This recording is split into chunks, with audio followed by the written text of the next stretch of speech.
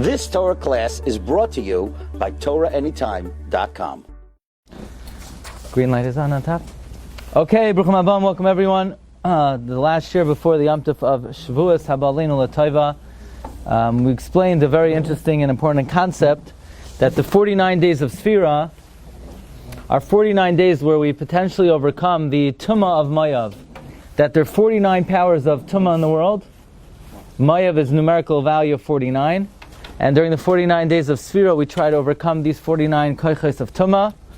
And that's why it's so important to read Parshas B'chukaisai before the Yom Tov of Shavuos, because B'chukaisai has the 49 klalos. We get it out of the way, and through the 49 days of Sfira, we overcome the 49 powers of Tumah, hoping that on the 50th day that we be zoicha to the birth of David HaMelech. So really counting Sfira is sort of an exercise in being Metzape Yeshua, in awaiting the birth of David. And that's one of the reasons why we lay in Ruth on Shavuos. Ruth, of course, speaks about the birth of David HaMelech, the Yishai Hoyled as David. So today I want to focus on the story according to the Malbim. The Malbim always has a very innovative and revolutionary way to read Psukim. It's well known that the Malbim was one of the all-time greatest Gedolei Yisrael.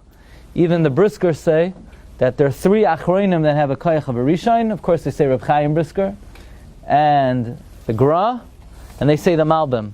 In fact, the Chavetz Chaim, in his Hakdama to Taras Koyanim, Chavetz Chaim says that we no longer have an insight into how Chazal make drashos. That Chazal have a very, very complex and sophisticated formula how to make a drasha. Only a Gadol b'Yisrael like the Malbim understands how drashas work. So to the Chavetz Chaim, the Malbim was like a paragon of a Gadol that we can't even comprehend his greatness. In fact, there's one particular pasuk in Tanakh that no Rishonim were able to explain. Only the Malbim was able to explain, and the Beis Halevi says that the Malbim was able to explain it, Baruch HaKodesh.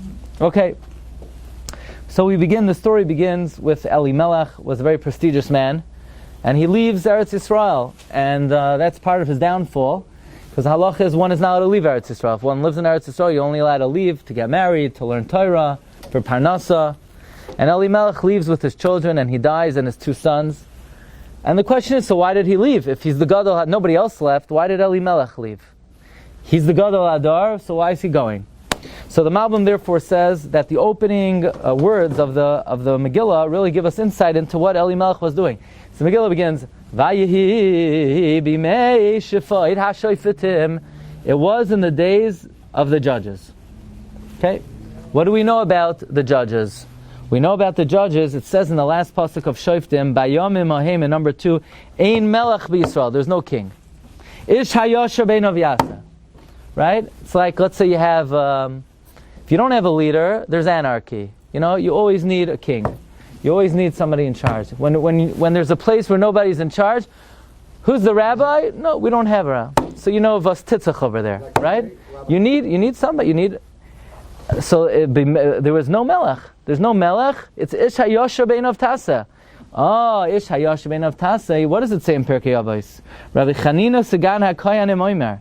Always daven for the welfare of the government. Because if you don't have government, you don't have authority, Ish Yisrael Chaim B'lai. One man's going to swallow the other guy alive. There's complete anarchy. There's complete chaos when there's no leadership. So just imagine back in the day, now the Malbim points out, not only was there no Melech, there was no Shofet. It was in between Shoftim, and there were a number of Shoftim in Klal Yisrael. So also when you have a lot of people in charge, nobody's in charge. That's the key. The key is you have to have a leader. And there could be one leader. When you have many leaders, things don't work. And it was in between Shoftim. And to add insult to injury, Eli Melech's a very wealthy man. So imagine what happens when there's anarchy, there's chaos, there's no Melech, you have a lot of money, and there's a famine, there's natural disaster. What do you have? You have Hurricane Katrina. You know what happened in New Orleans? What happened in New Orleans during Hurricane Katrina? There was chaos, there was rioting, there was disorder, law and so Eli Melech, being a wealthy man, is afraid for his life. What's he can imagine? He has money. There are going to be homeless people everywhere. There are going to be aniyim everywhere. There's no recourse to ever get your money back. So Eli Melech doesn't have a choice. There's probably pikuach nefashis for him to leave Eretz Yisrael. There are going to be people banging on his door. He's going to say, here's $1, here's $5. No, it's not enough. Look what you have going inside your house. They're going to drive him up the wall. He has no recourse. And he had no choice. So we're sort of, the Navi is justifying why Eli Melech thought he needed to leave. Furthermore, so it says he was an ish. Ish means he was a prestigious person. And he didn't go to live in Moav. Lagur. He went to sojourn there, temporarily. He wasn't moving there. He wasn't making Yeridah. He was going there temporarily. And he wasn't living in the big city. He was just bistei Moav, just in the fields, sojourning. So the Malbim, so to speak, opens up for us the rationale as to why Eli Melech felt it was important to leave. He wasn't leaving to protect his assets. He was leaving to protect his mental health and the viability of his family. Okay, so that's the first insight of the Malbim on Megillas Rus. So of course, Machloin dies, Kilyon dies. Now the truth is, many Mefarshim say that Machloin was married to Arpa, and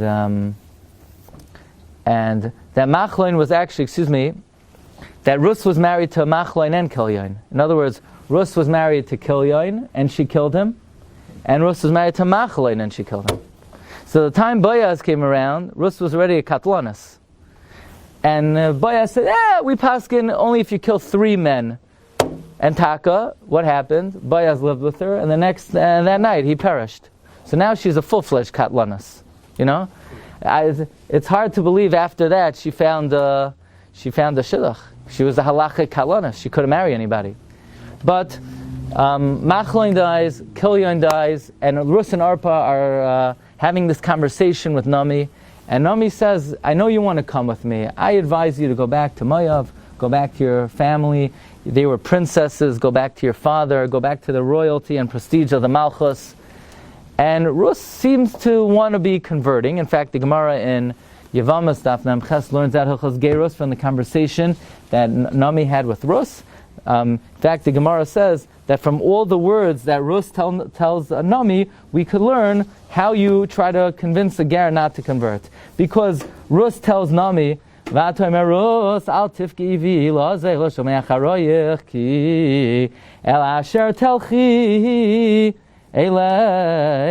you go, I'll go. From there, the Gemara derives that you tell a guy about the Tchum Shabbos. So Ruth says, I'll keep the Tchum. Wherever you walk, I will walk.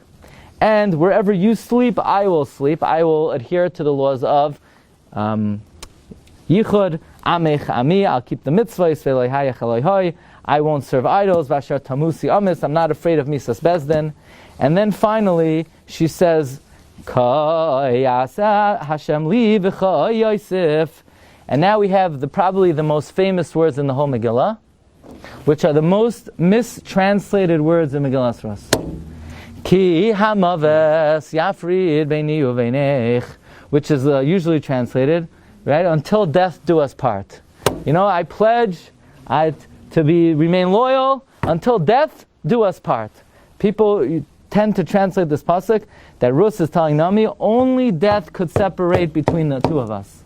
I will remain loyal to you. Nothing could separate me and you. Only death could separate us. But the Malbim has a revolutionary understanding of this pasuk. It doesn't mean that Ruth was saying that only death can separate between the two of us. What Ruth was telling Naomi is, listen to this, that the reason I'm converting, in this phrase, Ruth is expressing to Naomi the primary reason why she wants to become a Jew.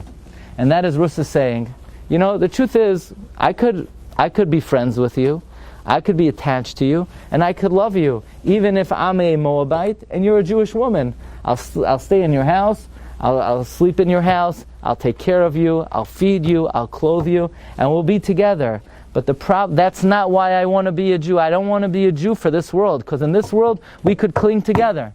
The thing is that I know very well that after 120, the soul of a Jewish person goes up to Olam Haba, that we believe this whole world is a temporary world, that the soul of a Yid rises up and goes tachas kisei hakavod, and the soul of the Oivdei Koichavim go to the nether worlds and are lost forever. The reason I want to become a Giyores is ki hamaves yafrid beini uveinech, because if I don't convert, death will separate us. And I don't want to be separated for eternity. I want to remain loyal to you for eternity. I want to be together with you in Olam Haba. Not only death will separate between the two of us. Now, if I don't convert, then when one of us dies, we will be eternally separated. I don't want that. I don't want ki hamaves yafrid beini uveinech. I want to be able to cling to you not only in this world but in Olam Haba.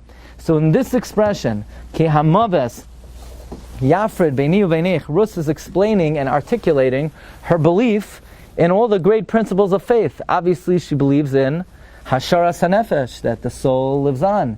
Obviously, she believes in the world to come. She believes in tchias hamet. She's articulating her belief in the world to come, and she's saying, ki hamaves, because death, if I don't convert, yafrid beini uveinech. It's an amazing pshat of the Malbim in ki hamaves yafrid beini uveinech. How did you know all this? How did Ruth know all this? She's living with Naomi. You see, back in the day, I'll tell you how.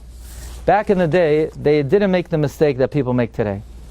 People go to their Shabbos table today. Oh, this is a nice Parsha sheet. Let's say the Parsha. What's the Parsha from Divach? Oh, Parsha's Bamidbar. What does it say in the Parsha? Counting Bnei Yisrael. Okay, very nice. Shiur hamalois b'ishav baruch atah, and that's a regular Shabbos meal. And people make a big mistake. You know what the big mistake is? By every meal, you need to tell your children, this world is a temporary world in preparation for the world to come. It's not just about Parsha sheets. You have to know the principles of faith, that there's a world to come. When was the last time you spoke about the world to come on Shabbos? Huh? What's that? It's the main principle why we live. So Naomi was sitting at the Shabbos table, and like a good Jew, was telling her family, they were talking about the world to come. And what do you think Ruth heard? Ruth grew up in a house where the world to come was the main topic of conversation. The Shlach Kadosh says... Kids be marrying Ruth then. What? She wasn't Jewish, so why is the kids marrying Ruth? If she's speaking about the world to come at the Shabbos table. Not Ruth, Naomi was. Naomi was... that's what the main topic is. By the way, just to tell you, the Shlach Kadosh says... I can't see you, so I don't have to answer. The Shlach Kadosh says... The Shlach Kadosh says that what was the primary trademark quality of the Avos, of Moshe, of David? What was their gadlus? Their gadlus was that they lived with realization that this world is temporary and was only a preparation for the world to come. If you live with a Naomi, of course you know about the world to come. And Ruth is saying, I believe in that. From the way I see you act, from the principles you articulate, I know it's true. Number 3. Kasha is a good kasha. So why didn't Machan and Chilyan learn that from their mother? Yeah, that's what I'm saying. That's what he's asking. The answer is there's another great principle of faith, and that is free choice. And as free choice, as compelling and convincing that Naomi sounded, they had very big Yetzaharas. So God gives great people big Yetzaharas. They failed and they died. Okay. That is the second offering of the night of the Pshat in Ki Hamaves Yafrid Beinei Uveinech. Not only death will separate us, but Ki Hamaves Yafrid Beinei Uveinech. I don't want death to separate us. Okay. Point number 3. It's getting better. I mean, even though this vart was unbelievable, everyone should say this one over at the first night Suda. You have 10 vartlach. There's 6 meals. You could say 1 to 2 by each meal. Okay.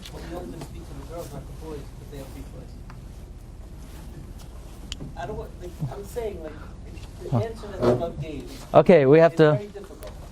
That's a very good answer. Okay, let's see number 3. We'll come back to number 3. Okay. Then, Ari, you see number 7 on the sheet. Vatoimer aleyan. She said to them. So she comes back from the fields of Moav, and the people are bewildered. Who's this woman? She looks like Naomi. It looks like her. But Naomi, when she left, she was a very aristocratic woman, a very wealthy woman, and now she comes back. She has no money. She has nothing to her name. And she said, no, don't call me Naomi.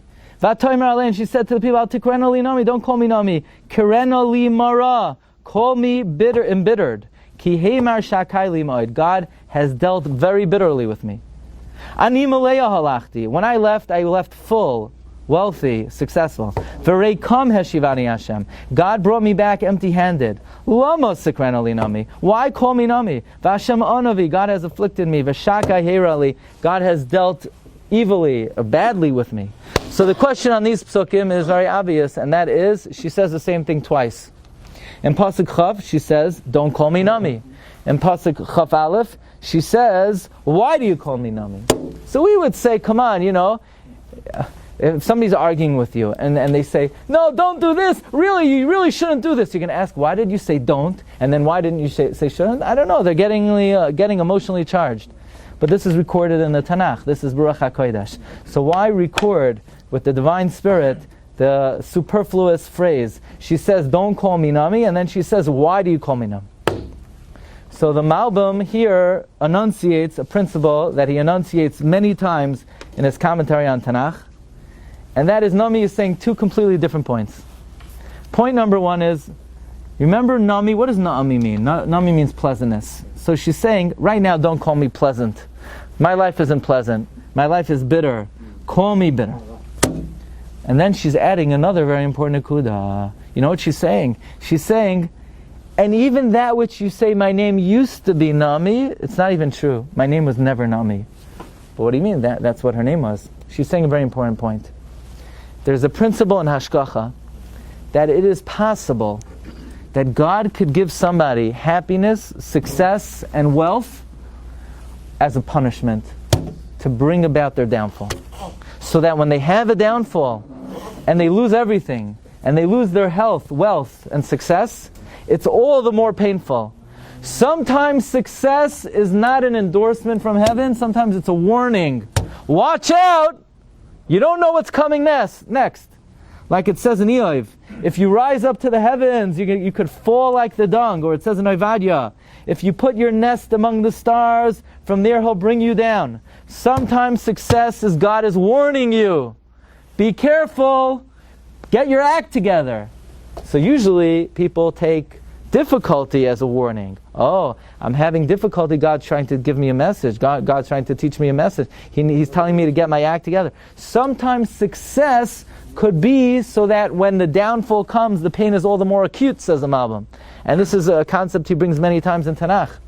Therefore, Naomi is saying another point. That which you say, I used to be Naomi, I used to have pleasantness, now I realize it was never Naomi. It was always Mara. Now I realize that the prestigious husband I had, and the famous children I had, and all the money I had, was only so that now when I'm bereft of my whole family and all of my assets, it should hurt all the more because I knew what success was.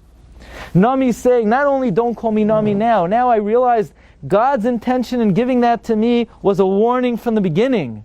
It was never really pleasant. It was bitter from the beginning. That's what Naomi was saying. And this is a very important concept in life in general, that a person should never say, well, I'm being very successful. God must be really happy with me. I'm a good boy, things are going well, business is going well, family life is going well, God's smiling on you. He is smiling on you. But always have to be careful. Ashi enosh mefachet tamed.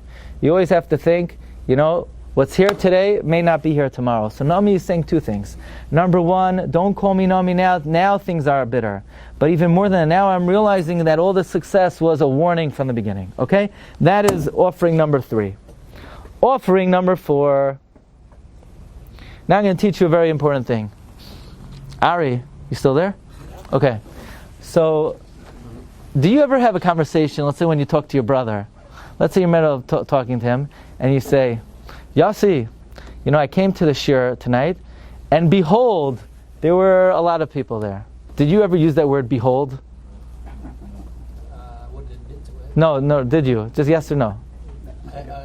No. Ari Bodner never used the word behold. That's good. It's a very archaic word. It's a very old word. Most people don't use the word behold. Hark? Yeah. So behold, and in the Chumash we have the word v'hinei, behold. What does behold mean? Like Behold doesn't mean anything, so don't say it, right? What does Hine mean? What is the connotation of Hine? We know there's not an extra letter in the Chumash, let alone an extra word. The answer is, says the Malbim, Yisoid Gadol. The word Hine always means Davar Chadash, a Chidush. I'll give you the classic example. Vayihi ba'boiker, v'hine leah. That was a Chidush, no? He thought he was marrying someone else. Vayihi ba'boiker, v'hine leah. Hine is always a Chidush without exception. Every time you see the word Hine, you have license to ask, what's the Chidush? So the question is, v'hine Boaz. Mi Bethlehem, Boaz was coming. Vayomer lakoitrim Hashem imachem. Vayomer uloi yivarechecha Hashem. And behold, Boaz was coming. So the simple pshat here is a very big chiddush. What's the chiddush? The chiddush is Naomi said, "Go to the fields. I have a relative. Try to find his field, and if he sees you, maybe he'll be kind to you." Well, what do you know? She happened to come to Boaz's field, and he happened to be coming. V'hinei Boaz. There's a deeper pshat. Because the V'hinei is mashma, it's going on, Vayomer lakoitzrim Hashem yimachem, that the chidush is that what he told the koitzrim. What did he tell the koitzrim? Hashem yimachem. That's like a Sfardi Aliyah. Hashem yimachem, Rabotai, right? What's going on? Hashem yimachem. So the Gemara says in Brachos that the Bezdin of Boaz made a takana. What was the takana? Let's say I greet you. What's the correct way to greet a Jew? Basmachter Ayid, how you doing? What's up? The correct way is Shalom Aleichem. Not only is it correct, it's a takana of the Bezdin of Boaz. So the Gemara even asks, what do you mean Shalom Aleichem? Are you allowed to say Yud Kei Vav Kei Ale? Are you allowed to say Chveis, Shakai Ale? How are you allowed to say the name of God? So you can't say the name of God. You're just saying the name of Hashem in vain. So the Gemara says, no, the Sanhedrin got together and they were masakin. You're allowed to say Hashem's name when you greet somebody. I remember I have a son, Zolgazunzain, Meir Shalom. So for his bris, somebody gave him a present, a bath towel with his name on it. The problem was, where exactly are you going to use it? So they actually realized, and they took it back, and they removed the mem from Shalom. But so Shalom is the name of HaKadosh Baruch Hu. Actually, the way it's the name of Hashem, one of the ways is, Reb Shamshin Me'ashtapoli says, actually, I got an email from the Shvilei Pinchas this week, and he happened in his email, he sent me from Reb Shamshin Me'ashtapoli. The truth is, the Malbim says the same thing in Parshas Noach. If you take Yud Kei Vav Kei, and you put under it Aleph Dalet Nun Yud, Yud times Aleph is 10, Hey times Dalet is 20, we're up to 30, Vav times Nun is 300, we're up to 330, and Hey times Yud is 50, we're up to 380. Shalom. Shalom is 380. I is 376 with the 4 letters of Shalom is 380. So Yud Kei Vav Kei times Aleph Dal Nun Yud is 380. That's one of the ways that Shalom is the name of Hashem. That's why you answer back. God is going to answer you back. He answers Aleichem Shalom, that in case he dies, they shouldn't utter the name of Hashem in vain. Right, very good. So the Gemara says that Ezra, that Boaz ubezdina was masakin, you should greet somebody b'shem. Now, how are you allowed to say Shalom? I'm talking to Ari Badner and say Shalom to him. How could I just say Hashem's name to him? The answer is, Boaz and his Bezdin realized that there were problems back in those times. You know what the problems were? There was no king. And when there's no king, there's anarchy and there's robbery. And people come to shul and they could shuckle and they could move and they could sway and they could raise their hands and they could move their eyeballs to the back of their head. Very nice. But then as soon as they leave the shul and they're dealing in Dinei Mamonos, it's anarchy. So Boaz and his Bezdin realized that they need to inject Yiras Shamayim into everyday transactions and interactions. So we're not only holy and frum in the shul, but that there's a certain Yiras Shamayim when I greet you on the street. And therefore Boaz and his Bezdin was masakein, that when you greet someone, you could say Shalom, to the point where Boaz said you could even say Yud Kei Vav Kei. V'hinei Boaz! There's a chidush! Boaz was coming from Bethlehem. What was he doing in Bethlehem? He was coming from being masakein. Vayomer lakoitzrim Hashem imachem. He was coming from that takana that when you greet somebody, you're allowed to use the name of Hashem. That was the v'hinei. That was the chiddush. The chiddush was he was just coming from making that takana. It was on that day. It was 5 minutes earlier. V'hinei Boaz. The chiddush is that he said to the koitzrim, Hashem imachem, says the Malbim. Next. When you come to my house, Answering back. That's and then, okay, so I'm going to tell you, even though this is a Malbim shiur, I'm going to say over Chassam Sofer. Chassam Sofer says like this. We know when you want to be menadi v'karbon, you're supposed to say karbon lashem, but not lashem karbon. Why don't you say lashem karbon? Because a person might expire after he says Hashem's name and never get around to karbon. So you say karbon lashem, not lashem karbon. So the shaila is, how could Boaz say Hashem imachem? L'chayra, the harvesters answered good. Yivarechecha Hashem, but how could Boaz say Hashem imachem? So some Sofer says like this. Boaz had a new Baruch HaKodesh that Malchus Beis David was going to come from him. That's why the Gemara says he measured out to Ruth 6 measures. He was being meramis to her the 6 kings from Malchus Beis David that was going to come out. So he knew he wasn't going anywhere. So he could say Hashem imachem. He knew he wasn't going to die. The harvesters, they have no guarantee, so the harvesters say Yivarechecha Hashem. That's Chassam Sofer. Okay. Mar Rabbi say. Right, so that's right. Very good. Okay. So I want to invite you to my house. We're going to come to my house. This is the first night of Shavuos. We're going to have Kesudas Achashverosh Shloimei Melech. We're going to have lamb chops. We're going to have steak. We're going to have everything, wine, right?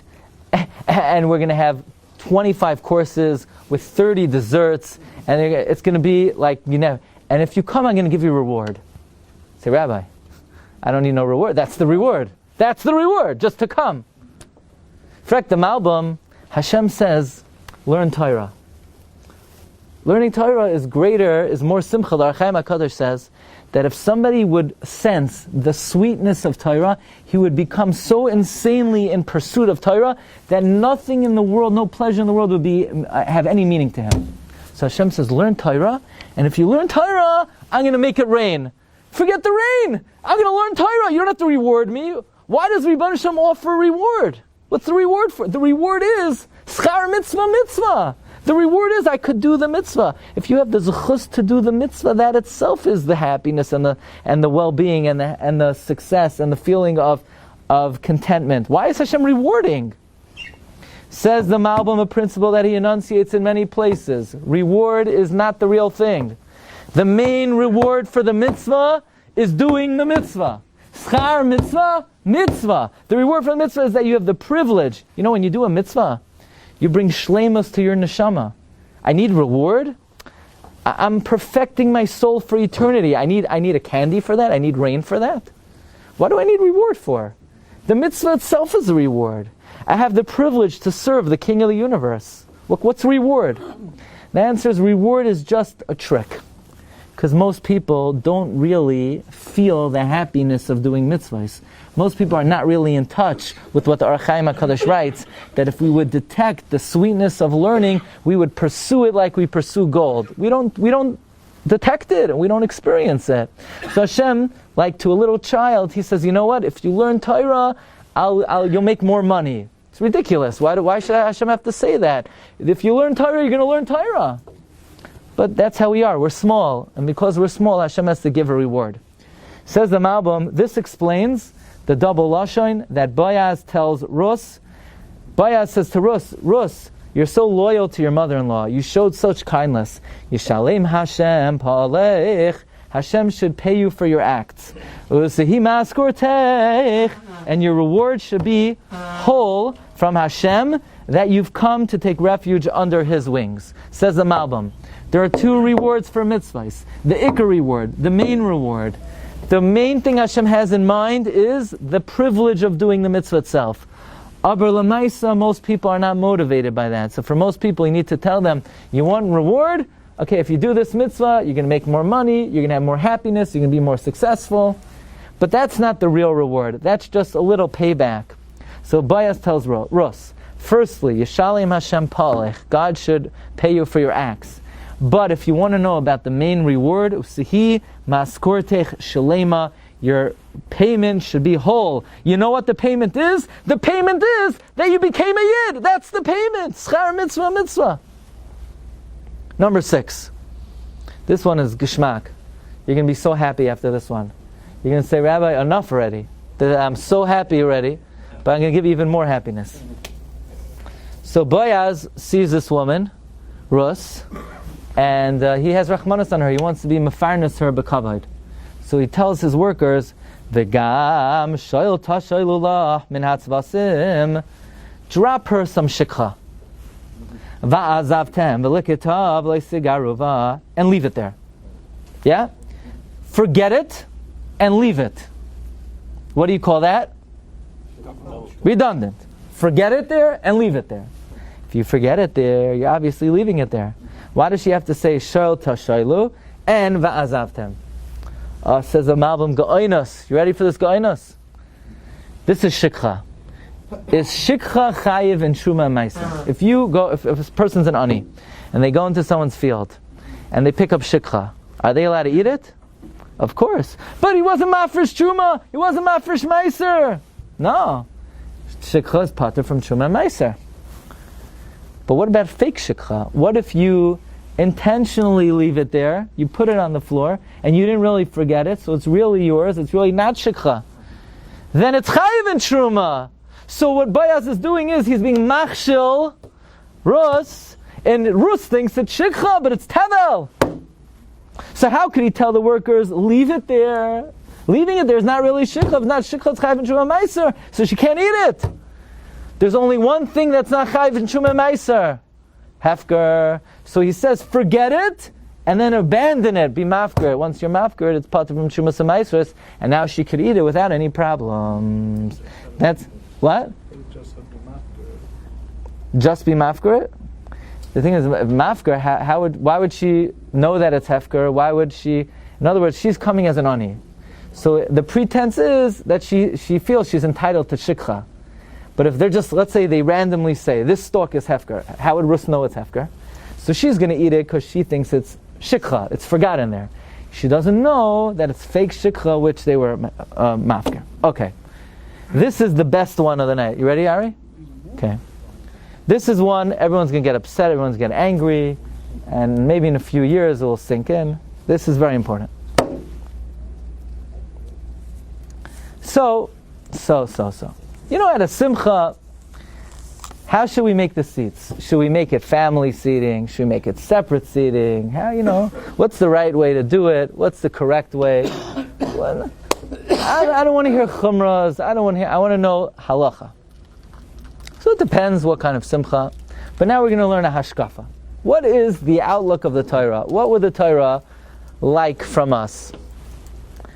Vatoimer Rus Hamoyavia. Look at number 16. Ruth the Moabite. All of a sudden she got smicha. You hear this? Hetzachayim. This Ruth lady, who we call her a tzaddik, and Boaz says you should be rewarded. Yisham Hashem palech. All of a sudden we give her smicha. You Moabite. Vatoimer Ruth Hamoyavia. You know what Boaz told me? Boaz told me I should hang out. Ki amar alai im hanaorim asher li tibakin. Stay with the young people here. Don't worry, you're welcome here. Stay with the Na'arim. What does Na'arim mean? Young lads, young boys. So Naomi tells Ruth, her daughter-in-law, Toiv biti, it is good, my daughter, ki seitzim na'aroisav, that you go out with his young daughters. It's interesting, there's a nuance of difference between what Ruth said and what Naomi says. Ruth says, he told me I should stick around this field among the young people, but the word she used was young boys. And Naomi doesn't give her mussar, she just says, I think that's a good idea, to stick around the young girls. What did Boaz actually tell her?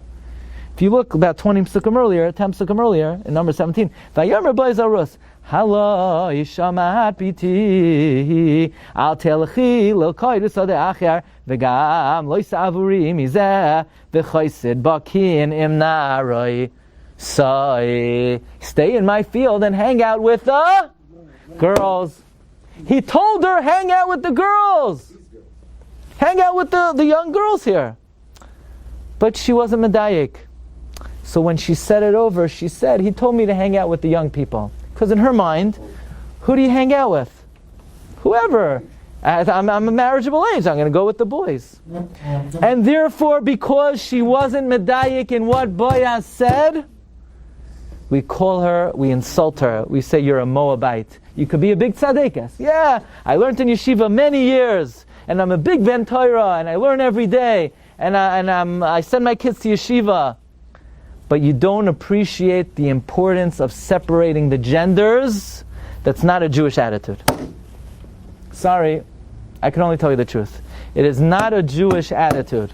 The Jewish attitude is honor the Yetzer Hara, respect the Yetzer Hara. He's much stronger than you think. Nah, it's a simcha, we're all enjoying. You have to know. You have to ask a shaila. How she got confused? Because it takes many, many years for the opinions of the Torah to be appreciated by a Jew. It takes a long time. People don't appreciate it right away. People think it's exaggerated, it's not needed, it's extra, it's too excessive. No, at this point she's still a beginner, and she's very tamimistic, and she's very genuine. You could be very genuine and also very wrong. So Ruth was a very holy woman, but at this point, says the Malbim, she's still called a Moabite. Because when Boaz said, hang out with the boys, she should have realized that a girl only when Boaz says hang out with the girls, she should have realized Boaz was dafka. So you're telling me that, let's say I make a bris, it's better if it's separate than if it's together? Yeah, that's what I'm telling you. Where does it say that? It says psukim in the Navi. Psukim in the Navi. What can I do? I can only tell you what the Torah says. Weiter, number 8. You ready for number 8 or you're done with me? Okay, let's go with number 8. Yeah. Is there a prior? Yeah. Also that instructs Ruth? No. It's just number 17. But Rabbi, it makes sense. I mean, if you tell us to go to the field, who's working in the field? Only men.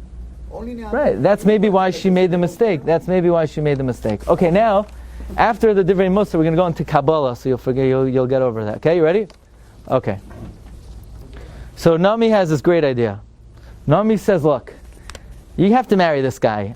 He's like a few hundred years old, and you got to marry him. Naomi knew Baruch HaKodesh that this union would produce Malchus Beis David.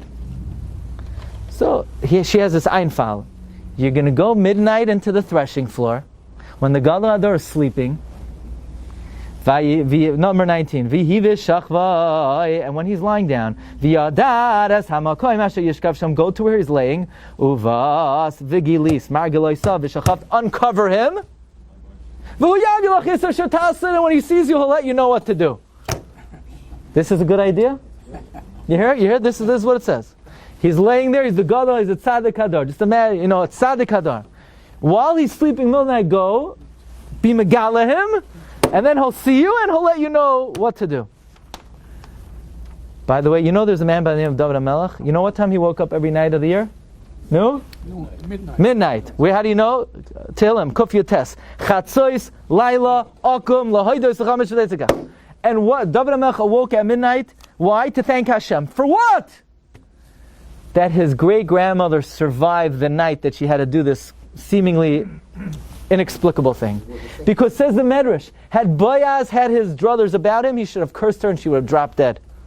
Right? The Gemara says that when Rabbi Yochanan will look at somebody bad, the person would disintegrate. So imagine if Boaz looked at her bad, she would Keilu she never existed. What's she doing? The Al Sheches, Hamibli Ein Shadchanim B'Yisrael. This is how you make a shidduch? So why can't Naomi go to Boaz and say, Boaz, on Shuldak Mir, you come to my living room tonight and we'll have a sit-in with Ruth and you'll meet each other for 30 seconds and we'll make a l'chaim. But this is beyond. What was Boaz doing there, sleeping himself in a field? Oh, what was Boaz doing in this field? It's Bittul Torah. He should be in the base Medrash. No. Stam, what's he doing in the field? Yeah. There's an amazing Chasam Sofer, I believe in Masechta Sukkah Daf Lamed Vav. Chasam Sofer says, would you be matmiya? What was Boaz doing? He was putting on tefillin.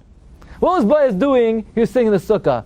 Boaz lives in Eretz Yisrael. There's a mitzvah to work the land of Yishuv Eretz Yisrael, the Chasam Sofer says. That's why he's in the field. It's a threshing floor. It's a mitzvah to work the land. Wow. Anyway. He was protecting the land. There was a lot of thieves at the time. Anyway, it's Chibuv Haaretz, the Chasam Sofer says. Yeah. It's in the Chedush Man Shas, not a Gata. Okay. Says the Malbim an amazing thing. Remember the old lady who used to live in her Shoe. Yeah, the little old lady who lived in her shoe. Remember her? Besides her, nobody lives in a shoe. People live in a house. What does the shoe do? What does a shoe do? The shoe houses the lowest part of a human body. So the shoe doesn't house the whole body. The shoe only houses the lowest part of the body. The shoe to the body is a mashal, the body to the soul. The soul is really mostly in Shemaim. Our soul, when we're alive. We say, V'al nishma yisenu ha'pekudos lach at all times. And the soul trickles down, through the ilamas, into the body. In the body is the lowest part of the soul. So the body to the soul is like a shoe to the body. When a person dies without children, that neshama is now shoeless. He has no body. And he has no children. So he has no respite. So when that person dies without children, so the soul is in flux. And he needs his living brother to marry his wife. They'll produce a child. That child will now be the body for his soul that's in flux. If the brother doesn't want to marry the deceased wife, we take off his shoe. We do chalitza, indicating you don't want to be a shoe for your brother. Shoeless brother, not shoeless Joe Jackson. Shoeless yavam. You never heard that? Shoeless yavam. A yavam is somebody without a shoe, meaning he has no body for his soul of the deceased. The deceased brother is in flux. He needs the shoe. He needs his wife to marry the living brother to produce a son. That son will be the shoe for his soul. Naomi wanted Boaz to marry Ruth because this is part of the mitzvah of Yibum. Because Machloin was not the brother of Boaz, was a relative of Boaz. By Boaz marrying Ruth, the child would be Machloin. Machloin's soul, who never had a child, would go into that son. That's why when the child was born, what did they say? Yulad ben Naomi. Naomi had a son. Well, Naomi didn't have a son, she had a grandson. No, Machloin came back to the world. Machloin has a shoe. Who's the shoe? The son of Boaz. Oived is the shoe. Naomi tells Ruth, it's not nice to go to Boaz and say, be miyabim me. We need to be merames to him to be miyabim you. So you're going to uncover his legs, meaning, you want to be a shoe or you don't want to be a shoe? That was the deeper meaning in what Ruth was doing. You want to be a shoe for Machloin or you don't want to be a shoe for Machloin? You want to give a makoim for Machloin's soul and flux to have something to go into? You want to give him a guf or you don't want to give him a guf? That's the Malbim shad in what Naomi's advice to Ruth was. That was number 8. Number 9, look at number 9. We're almost there. So very good. Even though, you're right, Yibum is only by brothers, but the Ramban says in Parshas Vayeshev that the ancient practice was to be miyabim all relatives. The Ramban in Parshas Vayeshev. For example, Yehuda was miyabim Tamar. Okay? Okay, number 9. Number 21. So Boaz tells Ruth, he wakes up in the morning, he's Nizgala, and he says, look, I'm going to do it, but I have a closer redeemer. I'm going to give him first dibs. If he doesn't want to do it, I'm going to do it. In the meantime, you need to eat breakfast. Give me your scarf. Grab a hold of it. Vayamad sheish sa'orim. Vayamad sheish sa'orim. Vayashas aleha. He measured out 6 barleys, and he put it on her. And she came to her mother-in-law, and she said, who are you? Because it was still dark outside. And she said, you wouldn't believe what this man did. And she said, these 6 barleys he gave me, because he said, don't come home empty-handed. Naomi says, don't worry. Until, meaning stay right here, you're going to find out very quick what's going to happen. The matter will not be settled unless... The man will not rest until he settles the matter today. The matter will not rest until he settles the matter today. In other words, Naomi was confident that Boaz would not procrastinate, he would not delay, he would not tarry, he would settle things today. How did Naomi know that Boaz would settle today? Maybe he would have to deliberate over it for a few weeks, maybe he would discuss it, maybe he would have deliberations in the court. How did Naomi know that Boaz would settle the matter today? it sounds like it's connected to the fact that he measured out 6 barleys. So the Malbim says, Mamish Ga'inas. 6 barleys. What are these 6 barleys? The Malbim says throughout Tanakh, they always broke up measurements into 6. In fact, the measurement was called sheish. In his opinion, the sheish here is a reference to a kav, because a kav is 1/6 of a sa. Now the Gemara says that an ani that travels from one place to another and you need to give him a meal, you have to make sure to give him a half a kav for a meal. So how much is he giving? A sheish, which is 1 kav. So how many breakfasts is that? 2 breakfasts. 1 for Naomi, 1 for Ruth. But what are they going to eat for lunch? And what are they going to eat for supper? And what are they going to eat for breakfast the next day? Naomi said, he just measured out a kav, breakfast for me and breakfast for you. That's because he knows that you only have to, he's going to give you dinner. He's coming back to you by dinner. By the time dinner's coming around, he's going to have an answer for you, adar ya, adar nisht. Because the fact that he gave you exactly enough tzedakah just for the morning, half a meal, half a kav for me, which is breakfast, half a kav for you, sheish, which is a kav, which is a 1/6 of a sa, that's clear. Kila yishkoid ha'ish, kiyim kila hadavar hayom. That is number 9. And finally, number 10, the kid was born. And they said, oh, what a sweet yingala. They say to Naomi, it will restore your soul. He will support you in your old age. Fine,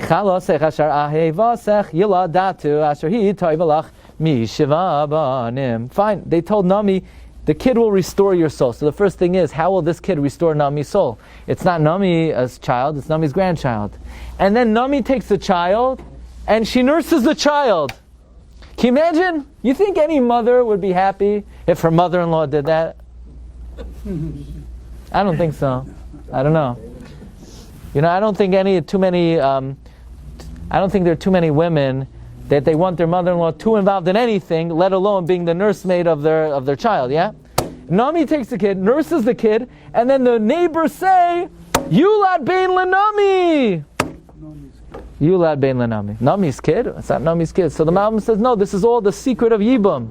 That when Boaz was meyabim, Ruth, and they produced a child, Oived. Oived is who? Machloin. And therefore they said, this child will restore your soul because you were in turmoil. Your soul was in flux because you lost your child. But now Machloin has returned. And therefore they said, Yulad bein lenami. That is offering number 10. Let's just end. The Rashi Tevois. Yulad. They named, what is this business that they named the baby? So Reb Sender is asking, since whenever, I went to a lot of brisson. Yeah. Want to be mechabed the neighbor with Kriyas Hashem. All of a sudden, who's naming the baby? The neighbors. There's a very big Kabbalistic secret, but I'm going to say it for Shavuos. I'm going to tell you privately. I should say now? Yes. Please. Everybody. All right, we'll have to come up with something else on Shavuos. I'll tell you an unbelievable thing. This Rus, what is she doing to Boaz? What is it reminiscent of? It's reminiscent of, I'll give you a little secret. Naomi tells Ruth, come to her vatavai balat. Go stealthily. It's reminiscent of what the oldest daughter of Lot did to Lot. Went around the tent. Now the oldest daughter of Lot, even though she did it l'shem shamayim, to propagate the world. The Alshich learns, and Alshich says that Ruth was the Gilgal of the oldest daughter of Lot.